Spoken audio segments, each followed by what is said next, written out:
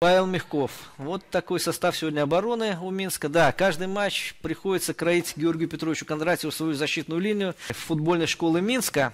Это стартовый состав. Ну, а в запасе все воспитанники. И что будет? Сейчас момент хороший, да.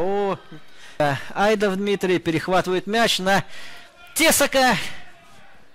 Тесак на 7-го. Достаточно мощная. А пока с мячом Диксон входит в штрафную, делает передачу на Тесака, и Чесновский, да, пропускает мяч. Перехватывает мяч минчане, надо делать передачу.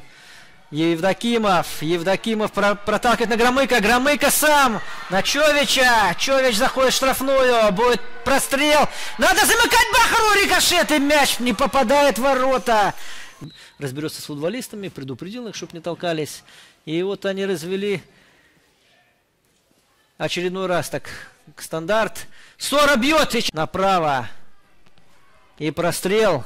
Прямо мяч под ногу Диксону. Как это хорошо, что там Терентий Луцевич все-таки не дал Диксону пробить поворотом. А так, надеюсь, что с Бахаром будет все нормально.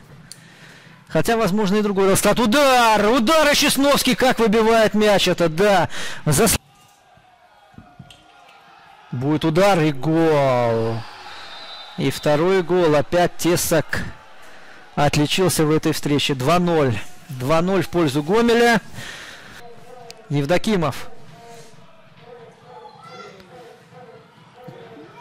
Некому замкнуть этот прострел Луцевича. Да, вот это был момент на 74-й минуте.